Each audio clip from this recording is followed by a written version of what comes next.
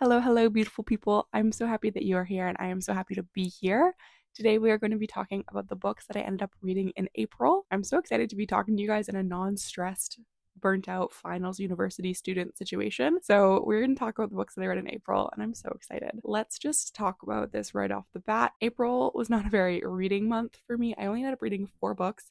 And of the 4 books, I finished all 4 of them within the last week. So I really went from reading nothing to listening to everything. I have 3 audiobooks to talk to you guys and 1 physical book, which is one of my most anticipated reads of the year, as I'm sure it is for many of you. So let's just hop right into the situation of today, of April, of what I've read. Let's go. The first book that I read in the month of April was in audiobook form, and it was The Jasad Heir.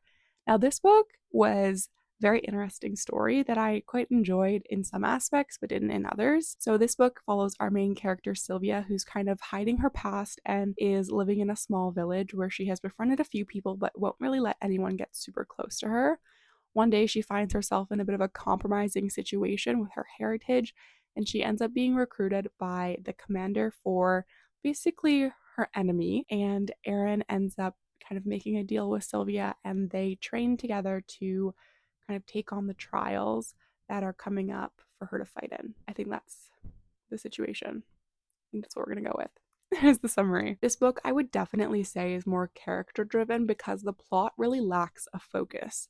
It was kind of like we started, it was a very long kind of introduction as to who Sylvia was and her past and her inner workings. And then they switched to kind of like training and then like the trials. But it was very strange because it felt super long and the book felt really long, but the actual story felt very rushed in a lot of places, which was a very interesting dynamic.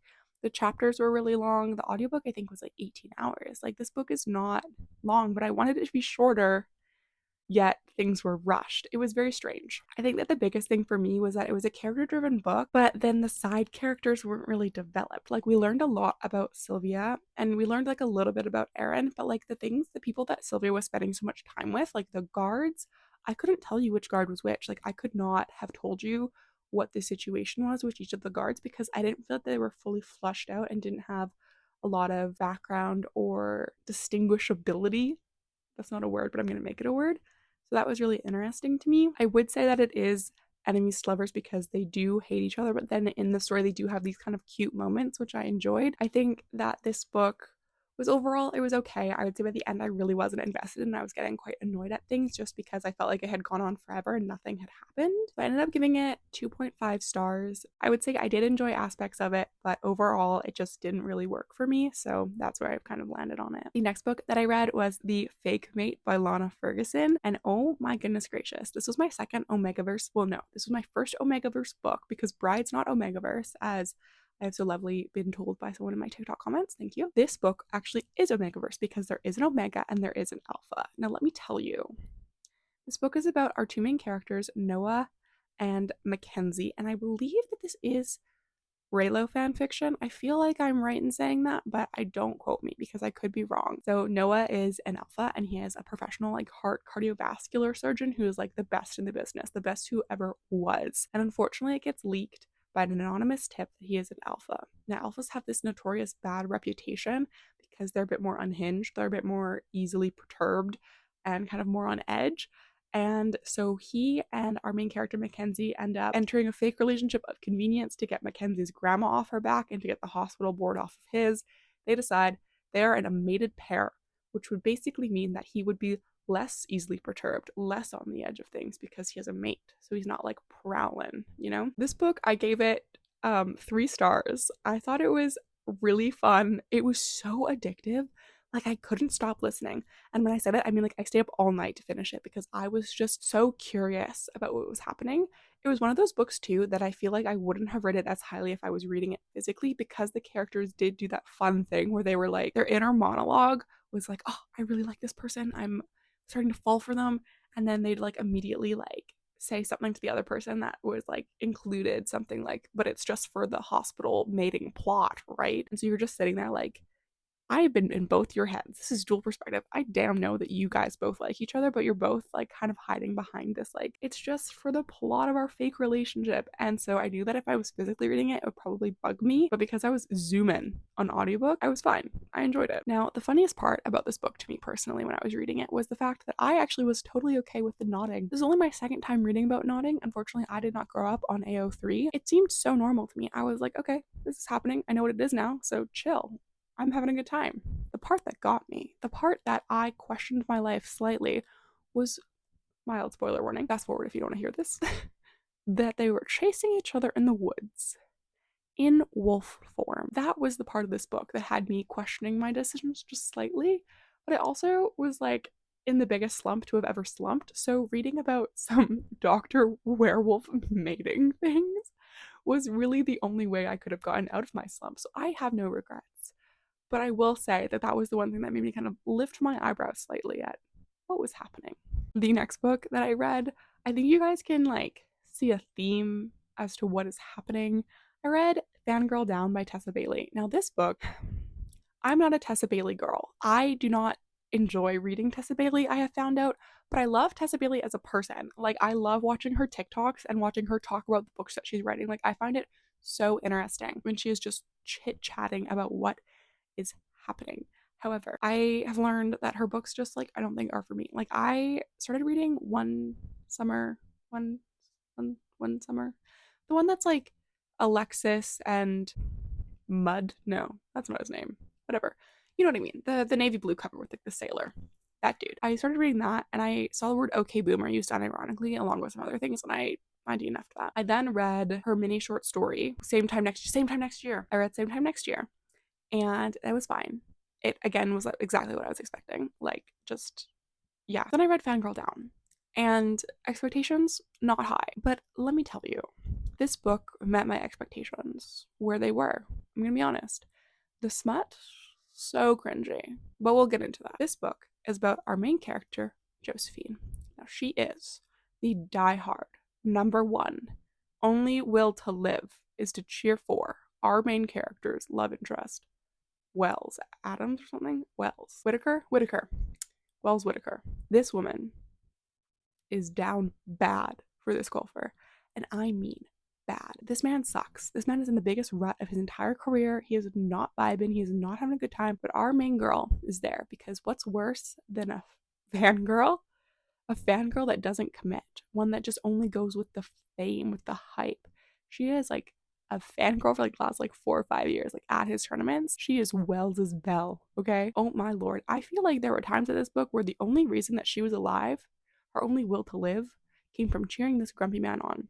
This man, I don't even know. I think that this book was just so ridiculous that it was entertaining, but it was also bad. Like, it was bad, but it was ridiculous, but fun, but entertaining, but bad. I ended up giving it 2 stars, I think it was. 2 stars, 2.5, 2, something like that, because oh my god, some of the things that he was saying during like spicy scenes, my jaw was on the floor. I was like, this is so awkward. Now, were the main characters awkward? No, they were vibing with what was going on. But listening to it, I was awkward. I was not vibing. It was so insta-lovey because, of course, this woman has been following this man for so long that she was just like obsessed, and he was obsessed, and it was just the most insta-lovey thing you've ever thought in your entire life. I will say this book had diabetes representation, which I personally had never read before. I found that to be really nice, except I will say that I think that it became a bit too overwhelming to the story at some points. Like, it became to the point where her only like character traits were that she loved golf and she was Wells Adams Whitaker's, whatever his name is, number one fan, and the fact that she was diabetic. So I think that it kind of took some of like the power out of it a little bit because it became just kind of this giant thing. I think that the representation was really good for having a character with diabetes in the story, but I think that it could have been done where it wasn't as so much as like a mammoth personality trait. I don't know if this is just me, like I don't know that it just kind of took some of the impact of this representation out because it was done so heavily where like it was her main, like her second main personality trait. The last thing I will say about this book was that it was so hilarious to me in the epilogue. We're gonna get into a mild spoiler, but not even a spoiler. Like, I'm just gonna tell you the time jump that occurred in the epilogue. But if you don't want to hear that again, just scoot past. I cannot believe that the epilogue takes place 8 years later. There is no way they outlasted 8 years. And I think the part that got me was the fact that there was some quote to the extent of like, our foundation was like built on a rock. And I was like, what rock? You were his number one fan. You offered him, you know, favors, shall we say, if he like did certain things in his golf game. Like, that is not, you bribed him to play well. That is not built on a rock.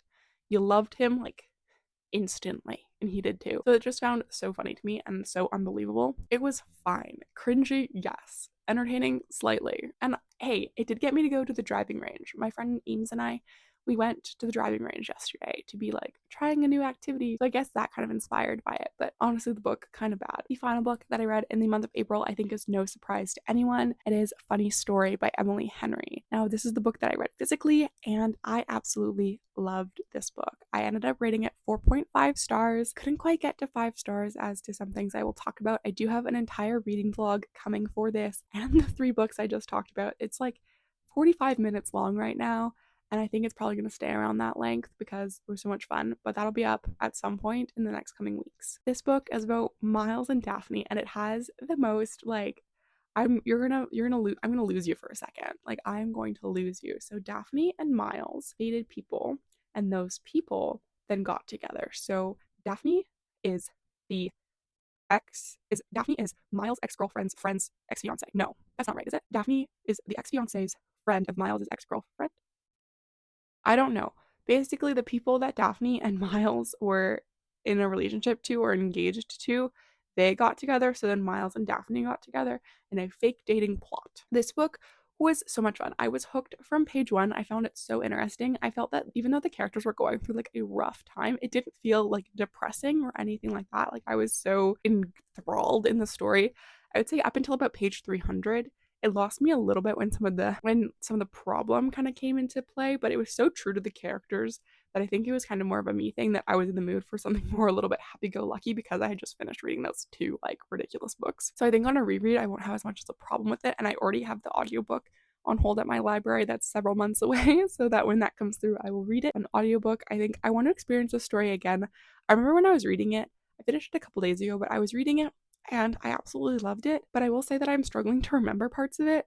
And I think that was kind of like the way I read it / my brain at the time, because I remember just having an amazing time, and I remember like snippets of it as I like talk about it or as I think about it, like new different parts, but as a whole I can't quite remember everything that happened in it. But I know that I had a great time. So Miles and Daphne, they fake date in order to kind of make their exes jealous, but then like, is it really fake? Miles also tours Daphne around their little town, which I thought was an interesting addition, especially because the people that we meet in this town through the touring is definitely more important and or impactful than the actual town itself. I felt like this was the one Emily Henry book where we didn't explore Waining's Bay too much, but instead we kind of like went on like little explorations and met like key people, which I think is really true to the story and to Daphne as the character. Meeting these people was really impactful there for her, so I thought that was really nice. I think that this might have my favorite last 2 lines of an epilogue that I've ever read in my entire life, and I had a wonderful time reading this. It was so much fun.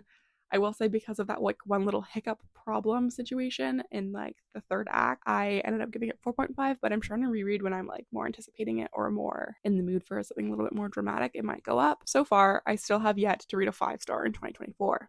It was an amazing book nonetheless, and I was so happy to read it. Emily Henry just hits every time. She is definitely one of my favorite authors, if not my favorite author, so that was lovely. Anyway, we have reached the end of the video. I hope that you guys have had a wonderful time, because I certainly have had a wonderful time just sitting and yapping. Having a great time.